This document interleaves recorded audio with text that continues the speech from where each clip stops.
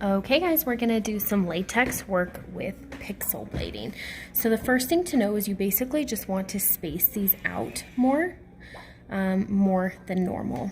So, for example, you're going to stamp, so down and slightly flick forward like this. Okay, 1, 2, 3, and then move upwards, 1, 2, 3, okay? And I'm gonna go do our next set.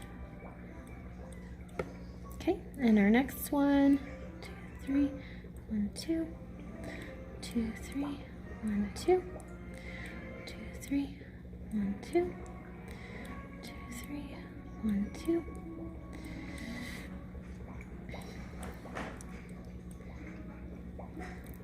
And you are basically using the center of the blade, not the full blade.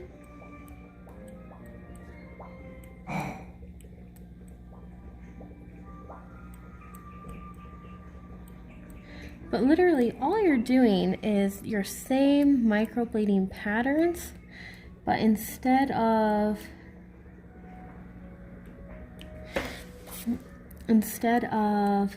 slicing the pigment in, you're tapping it in. Like, it's really not that crazy, okay?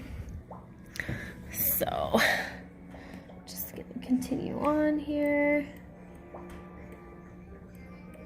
But you want to kind of go tap, tap, tap, tap, tap, tap. 1, 2, 3, 1, 2, 3, 1, 2, 3, 1, 2, 3, okay? And what I love about this is that your strokes can slightly overlap, where you can't do that with microblading. Hi, baby. So I'm trying to do this while my kids are awake. It's quite dangerous. But I'm just so anxious to get this pixel course out for you guys.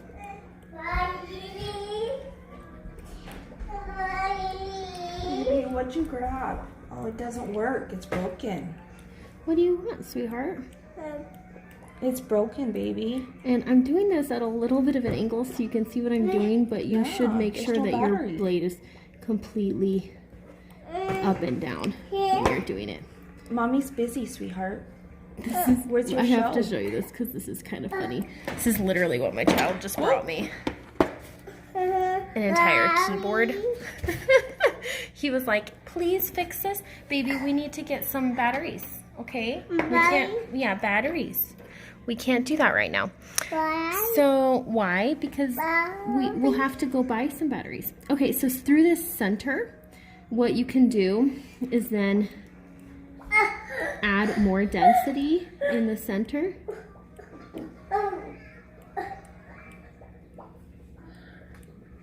Okay? But literally, the same patterns that work great with microblading work great with pixel blading. Just the whole issue is that you just want to space them a tiny, tiny bit more.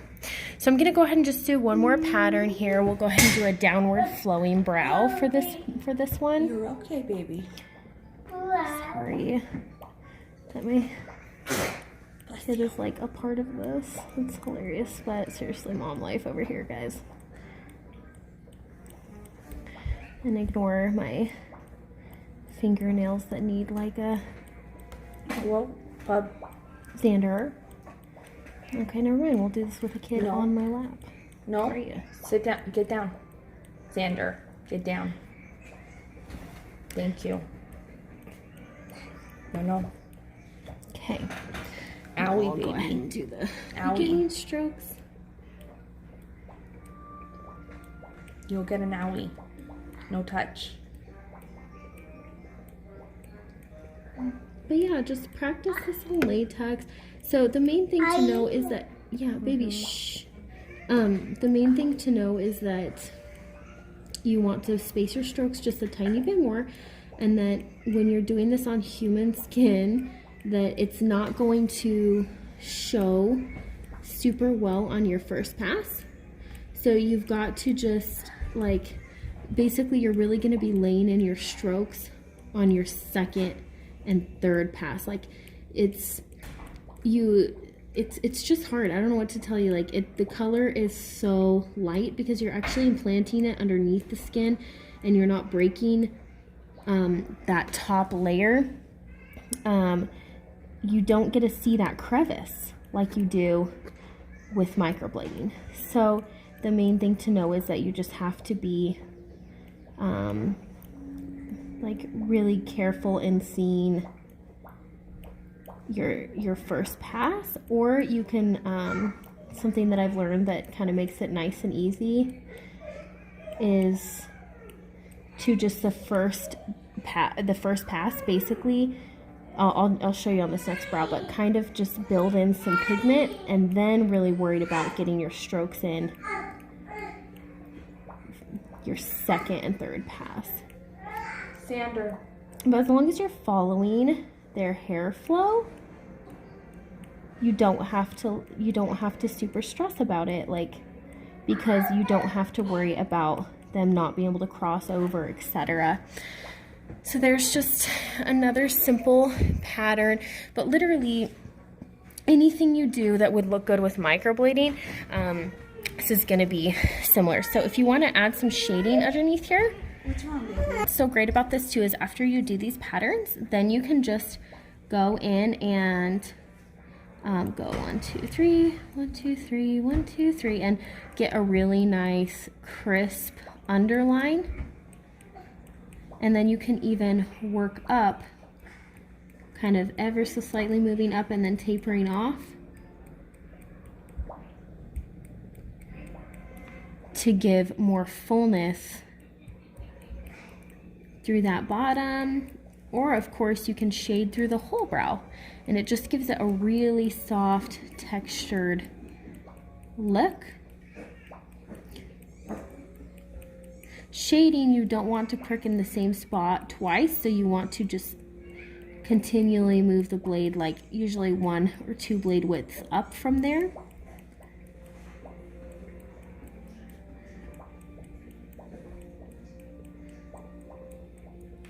Okay, so that's an easy example of how you can add shading. And then through here, you can shade, do a few pricks in between the hairs to taper that off a little bit smoother. See? But yeah, guys, you are going to be addicted to these things. They're amazing. So what I was telling you about kind of pre-filling. So if another option on your first pass is to literally just lightly kind of go like this, slowly turn clockwise till you're straight. Okay, so tap, tap, tap, tap, tap, tap, tap, over. Do the same thing here. Tap, tap, tap, tap, tap, tap, tap, over. Okay, and then one more. Tap, tap, tap, tap, tap until you're over. One more. Tap, tap, tap, tap, tap until you're over. And now we're just completely sideways. Do you see what I'm saying? So then we're just pricking sideways and literally not going just like we're doing now, just lightly filling the brow. And what this is going to do is just give us a little bit of a base pigment throughout the brow, and then you can end with 1, 2, 3, 1, 2, 3, 1, 2, 3, 1, 2, 3. Get a nice crisp underline. Unless you want a super soft edge, then obviously don't do this. And if you want a super hard edge, and again, I'm tilting my blade so you can see what I'm doing, but this should be straight up and down, but then my fingers are in your way, okay? So just remember that.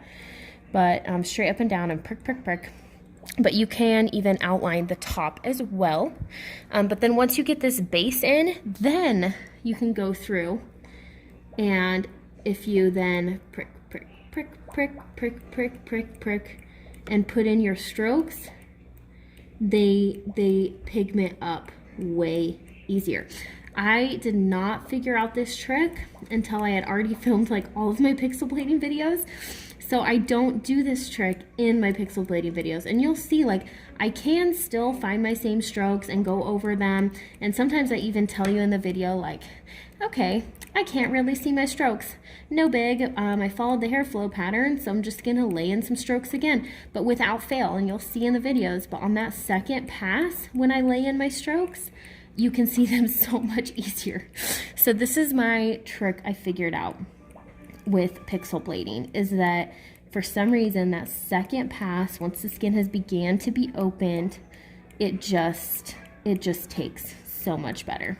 So, and you can totally do like really super easy, some strokes in the center like this, and then you can get like a super full and clean,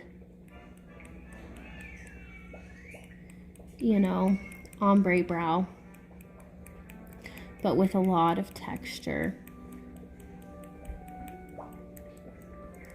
So, but I promise you, give it 3 models. There is a little bit of a learning curve, but the main thing is that once you see the retention and how happy your clients are and how easy your touch-ups are, you really are just going to absolutely fall in love with this technique. So,